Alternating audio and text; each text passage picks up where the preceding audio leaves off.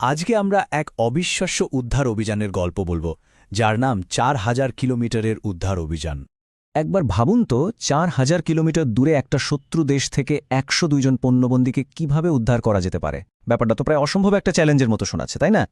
এই গল্পের শুরুটা কিন্তু ছিল আর ১০টা সাধারণ ফ্লাইটের মতোই, কিন্তু কিছুক্ষণের মধ্যেই সেই ফ্লাইট এক ভয়ঙ্কর সংকটের রূপ নেয়। সময়টা ছিল ২৭ জুন ১৯৭৬। এয়ার ফ্রান্সের ফ্লাইট 139 তেল আভিভ থেকে উড়াল দিল প্যারিসের উদ্দেশ্যে। প্লেনটাতে তখন ২৪৬ জনেরও বেশি যাত্রী, আর সবকিছুই ছিল একদম স্বাভাবিক। কিন্তু এথেন্সে একটা ছোট স্টপওভারের পর প্লেনটা আকাশে উড়তেই সবকিছু ওলটপালট হয়ে গেল। টেক অফের মাত্র ৮ মিনিটের মাথায় দুজন ছিনতাইকারী পিস্তল আর গ্রেনেড হাতে সোজা ককপিটে ঢুকে পড়ে। ভাবা যায়, এক মুহূর্তের মধ্যে সাধারণ একটা ফ্লাইট পরিণত হল আতঙ্ক আর চিৎকারের এক বিভীষিকায়। আচ্ছা, এই ছিনতাইকারীরা কারা ছিল? আসলে এরা ছিল দুটো আলাদা গ্রুপের। দুজন ছিল popular front for the liberation of Palestine বা পিএফএলপি এর সদস্য, আর বাকি দুজন জার্মানির রেভলিউশনারি সেলসের। তাদের উদ্দেশ্য ছিল একটাই, সারা বিশ্বের বিভিন্ন জেল থেকে তাদের ৫৩ জন জঙ্গি সঙ্গীকে মুক্ত করা। বন্দুকের মুখে পাইলটকে তো প্লেনের গতিপথ বদলাতে বাধ্য করা হলোই। প্লেনটাকে প্রথমে নিয়ে যাওয়া হলো লিবিয়ার বেনগাজিতে, আর তারপর এক ভয়ঙ্কর আর অনিশ্চিত গন্তব্যের দিকে, উগান্ডার এন্টেবে।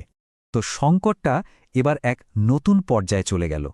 যাত্রীরা এখন আর আকাশে ভাসমান অবস্থায় নেই, তারা এখন মাটিতে, উগান্ডার এক নায়কের হাতের মুঠোয়।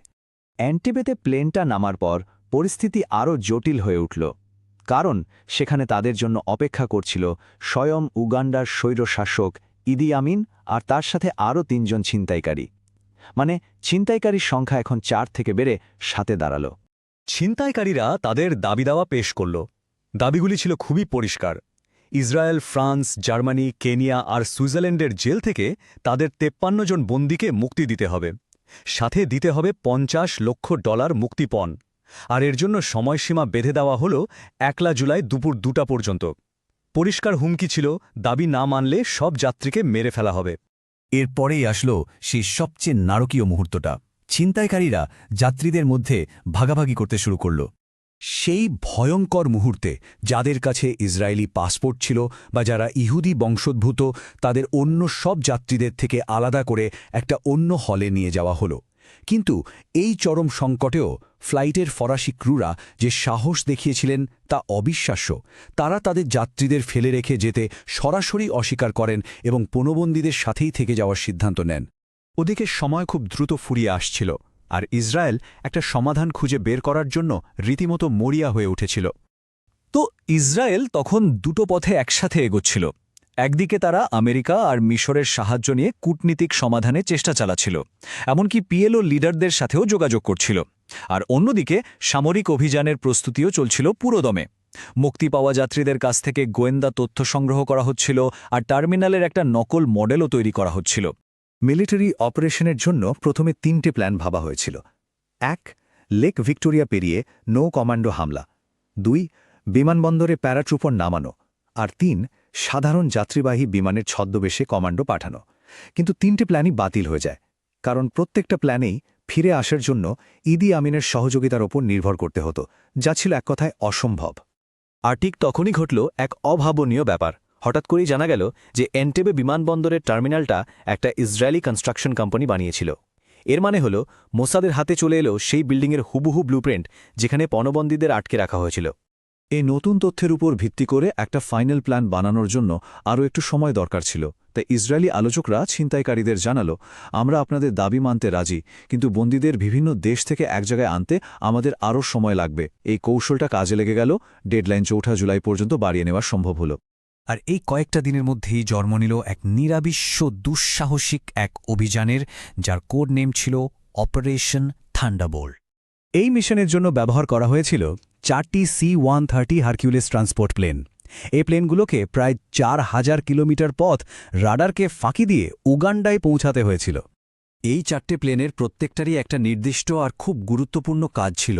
যেমন প্রথম প্লেনটাই ছিল মূল অ্যাসল্ট টিম, দ্বিতীয়টার কাজ ছিল নতুন টার্মিনালটা নিজেদের নিয়ন্ত্রণে আনা, তৃতীয় প্লেনটা পাঠানো হয়েছিল উগান্ডার এয়ারফোর্সের মিক্সড জেটগুলো ধ্বংস করার জন্য, আর চতুর্থটা ছিল মেডিকেল সাপোর্ট আর পণ্যবন্দীদের উদ্ধার করে ফিরিয়ে আনার জন্য। আর এই পরিকল্পনার সবচেয়ে চতুর অংশটা ছিল একটা ট্রোজান হর্স স্ট্র্যাটেজি। ইদি আমিনের ব্যক্তিগত কনভয়ের মতো দেখতে একটা কালো মার্সিডিজ আর কয়েকটা ল্যান্ড রোভার ব্যবহার করা হয়েছিল। উদ্দেশ্য ছিল একটাই, এই নকল কনভয় নিয়ে একদম টার্মিনালের কাছাকাছি পৌঁছে যাওয়া, যাতে কেউ সন্দেহ না করে। পুরো অপারেশনটা ছিল অবিশ্বাস্য দ্রুত, মাত্র 53 মিনিটের এক ঝটিকা আক্রমণ। প্রথম মিনিটে লাইট আর দুটো ইঞ্জিন বন্ধ করে প্রথম প্লেনটা নিঃশব্দে ল্যান্ড করে। দ্বিতীয় মিনিটে নকল কনভয়টা টার্মিনালের দিকে এগোতে থাকে, কিন্তু তৃতীয় মিনিটেই একটা ভুল হয়ে যায়। উগান্ডার প্রহরীরা মার্সিডিজের ভুল রংটা খেয়াল করে ফেলে আর গুলি চালাতে শুরু করে। তবে 30 মিনিটের মধ্যেই সব ছিনতাইকারীকে খতম করে পণ্যবন্দীদের প্লেনে তোলা শুরু হয়ে যায়, আর ঠিক 53 মিনিটের মাথায় শেষ ইসরায়েলি প্লেনটা এন্টেবে থেকে উড়াল দেয়। অভিযান তো সফল হল, কিন্তু এর জন্য একটা বড় মূল্য দিতে হয়েছিল। চলুন দেখি এর ফলাফল এবং এর প্রভাব কী ছিল। এই অভিযানের একটা মর্মান্তিক মানবিক দিকও ছিল। 7 জন ছিনতাইকারী আর ৪৫ জন উগান্ডার সৈন্য তো মারা যায়, কিন্তু দুর্ভাগ্যবশত 4 জন পণবন্দীও প্রাণ হারান।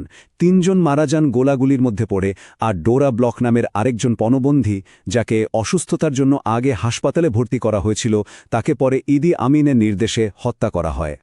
এই অভিযানে ইসরায়েলের পক্ষে একমাত্র সামরিক প্রাণহানি ছিল মিশন কমান্ডার ইয়োনাথান নেতানিয়াহুর মৃত্যু। তিনি দেশের কাছে একজন জাতীয় বীরে পরিণত হন এবং তার সম্মানে এই অভিযানের নাম পরে অপারেশন ইয়োনাতান রাখা হয়েছিল। শেষ পর্যন্ত একটা প্রশ্ন কিন্তু থেকেই যায়, কি এমন জিনিস যা একটা অসম্ভব মিশনকে সম্ভব করে তোলে? সেটা কি দুঃসাহস, নিখুঁত পরিকল্পনা, নাকি চূড়ান্ত আত্মত্যাগ? অপারেশন থান্ডারবোল্ট হয়তো এই সব কিছুরই এক অনন্য মিশ্রণের উদাহরণ।